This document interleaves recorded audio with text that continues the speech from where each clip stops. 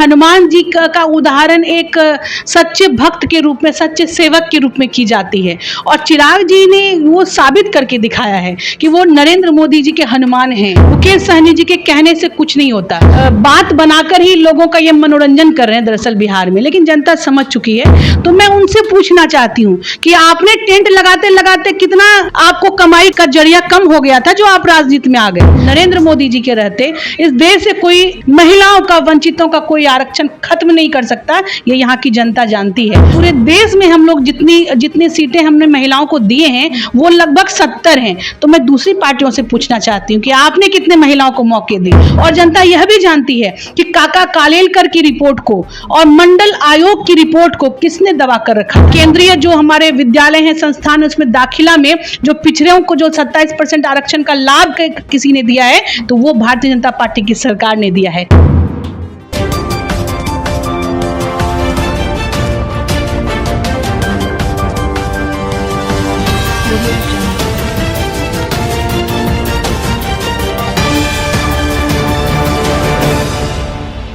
नमस्कार, आप देख रहे हैं BMW न्यूज। आपके साथ मैं हूं रिया सुमन। हमारे साथ आज बातचीत करने के लिए बीजेपी प्रवक्ता प्रीति शेखर जी हैं, डॉक्टर प्रीति शेखर जी हैं।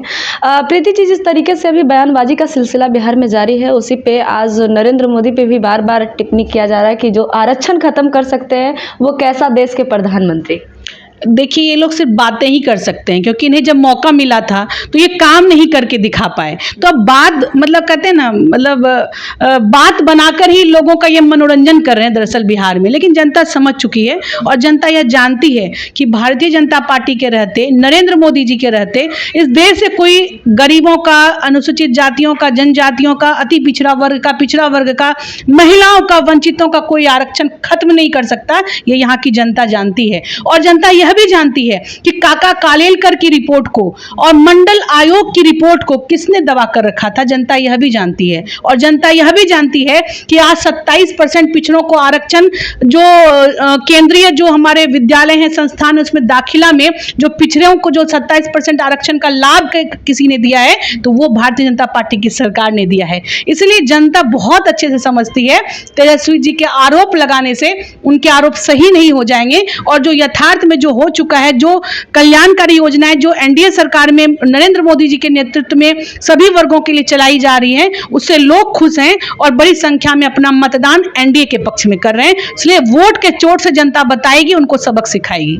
चिराग पासवान को नरेंद्र मोदी का हनुमान माना जाता है, तो वहीं पे मुकेश सहनी कह रहे हैं कि वो कुछ भी नहीं है, वो एक इंसान है बस, लेकिन उनको हम कुछ नहीं मानते। और भारतीय जनता पार्टी उनको रामदूत बोले या हनुमान बोले, हम उनके पिता को पूजनीय मानते, ना कि उनके बेटा को। उनके बेटा फिल्म में फ्लॉप किए, वैसे ही राजनीतिक में फ्लॉप कर जाएंगे।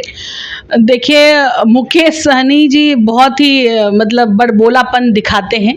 और इंसान तो सभी हैं, कोई यहाँ पर भगवान नहीं है, लेकिन एक हम उदाहरण देते हैं।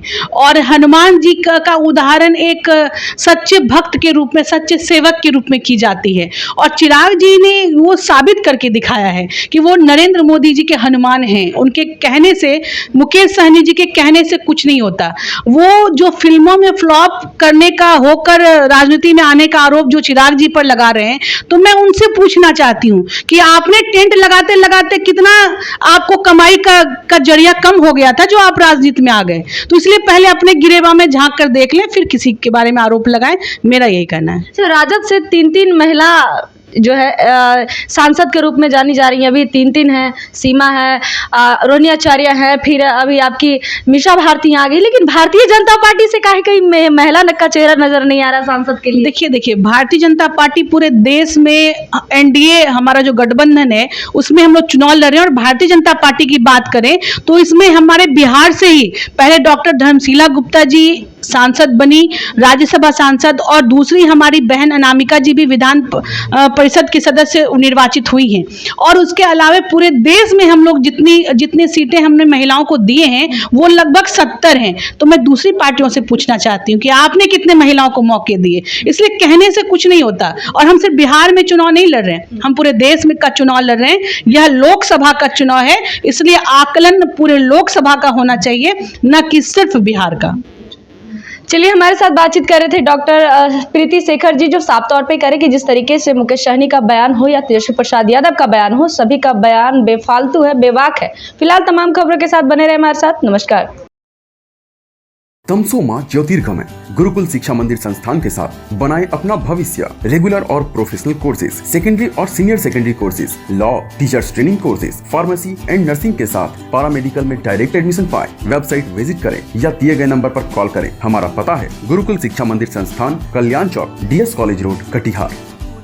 हमारा वीडियो अगर आपको अच्छा लगा हो तो आप हमारे वीडियो को शेयर करें, लाइक करें, हमारे चैनल को सब्सक्राइब जरूर करें। धन्यवाद।